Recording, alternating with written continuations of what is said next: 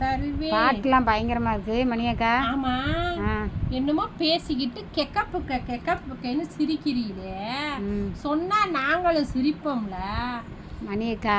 சொல்லுங்க கதைய. எங்க ஊர்ல அவங்க மயனை பத்தி அவர் நினைச்சு புலம்புனாரு. சரி, என்னன்னு கேட்டான். அவங்க மயன் வந்து 2 லட்சம் ரூபா சம்பளம் வாங்குறாராம் சிங்கப்பூர்ல. தானே அது இங்க இருந்து செலவழிச்சா பரவாயில்ல, பொண்டாட்டி பிள்ளைய அங்கே கூட்டிட்டு கொண்டு போய் வச்சுக்கிட்டு செலவா இருக்கேன்னு சொல்றாரு. அதுக்காக அவர் பொண்டாட்டி பிள்ளைய மயம் பிரிஞ்சிருக்க முடியுமா? அதுக்குதான் அவன் மயன் சொன்னாராம், அந்த கம்பெனில 2 லட்சம் ரூபா கொடுக்கறது பொண்டாட்டி பிள்ளைய பாத்துக்கிறது தானே.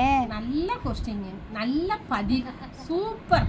அது ரைட்டு. 2 லட்சமா இருந்தாலும் 5 லட்சமா இருந்தாலும் பொண்டாட்டி பிள்ளைக்கு தானே கொடுக்குறாங்க. அப்ப பொண்டாட்டி பிள்ளை எங்கேயா நம்ம இருக்கோமோ அங்க கூட்டி கொண்டு வச்சு நல்லா டாமு டூமுன்னு செலவழிக்கணும். அதத்தான் அவன் மயன் சொல்றாரா. தெரிஞ்ச வேலுங்க, ஏன்னா நம்மள மாதிரி இருக்கணும். அதுக்கு தான் உன் மயன் அப்படி சொல்றாராம். அவர் வருத்தப்படுறாரு, என் மயன் கேட்டா இப்படி சொல்றியான். அவருக்கு